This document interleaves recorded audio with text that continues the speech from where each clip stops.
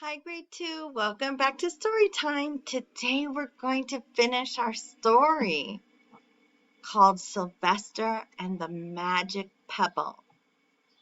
Yesterday we left off and it was so sad. Sylvester had turned into a boulder and his parents had looked for him everywhere and couldn't find him. They even sent all these dogs searching for Sylvester. But when the dogs sniffed here and there, even when they sniffed the boulder, it smelled like rock, not Sylvester. Oh, what will his parents do? Let's read and find out.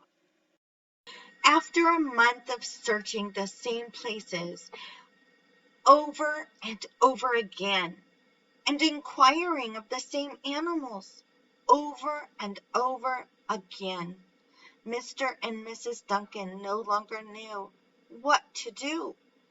They concluded that something dreadful must have happened, and that they would probably never see their son again, though all the time he was less than a mile away.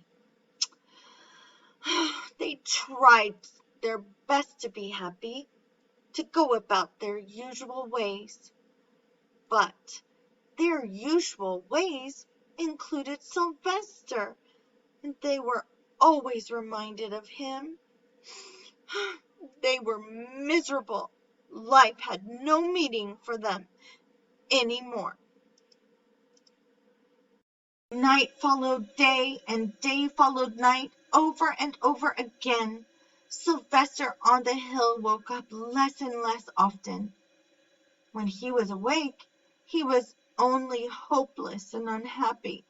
He felt he would be a rock forever, and he tried to get used to it. He went into an endless sleep.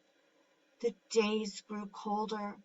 Fall came and the leaves changing color.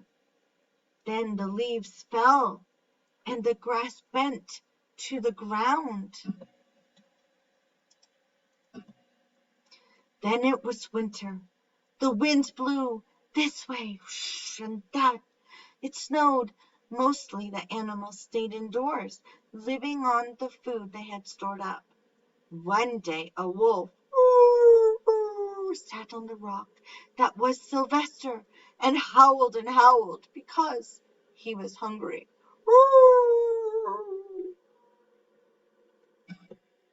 Then the snows melted. The earth warmed up. In the spring sun and things budded. Leaves were on the trees again. Flowers showed their young faces. One day in May, Mr. Duncan insisted that his wife go with him on a picnic. "Let's cheer up," he said. "Let us try to live again and be happy, even though Sylvester, our angel, is no longer with us."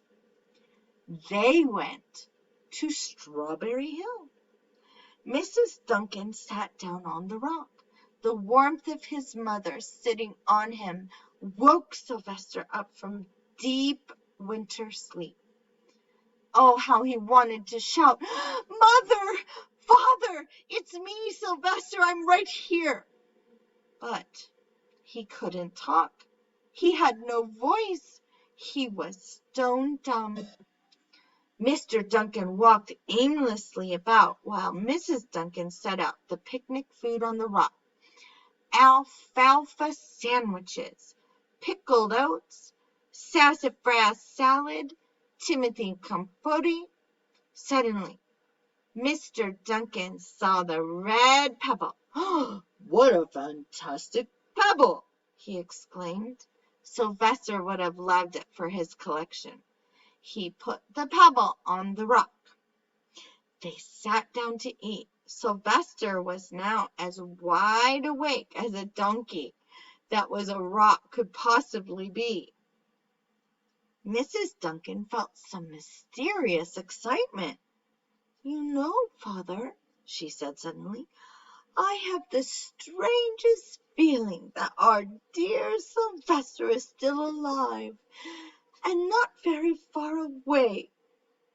I am! Sylvester wanted to shout, but he couldn't. If only he had realized that the pebble resting on his back was the magic pebble. Oh, how I wish I were here with Oh, how I wish he were here with us on this lovely May day, said Mrs. Duncan. Mr. Duncan looked sadly at the ground. Don't you wish it too, father? She said. He looked at her as if to say, how can I ask such a question? Or how can you ask such a question? Mr. and Mrs. Duncan looked at each other with great sorrow. I wish I were myself again. I wish I were my real self again, thought Sylvester. And, in less than an instant, he was! Oh, you can imagine the scene that followed. The embraces, the kisses, the questions, the answers, the loving looks, and the fond exclamations.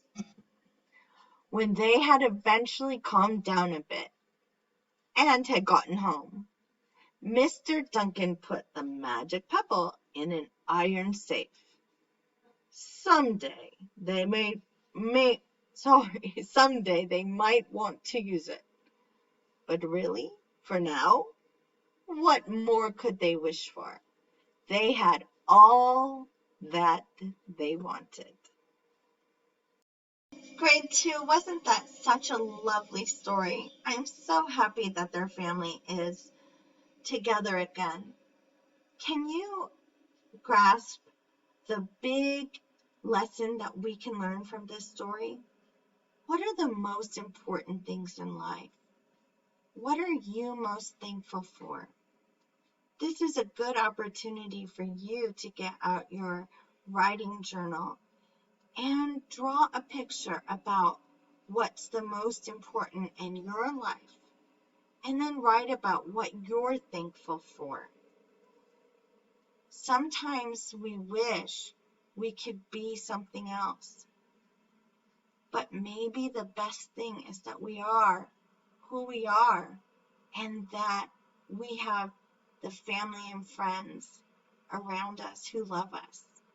So take this time to just write in your writing book about what you're thankful for, and you can draw a picture about it.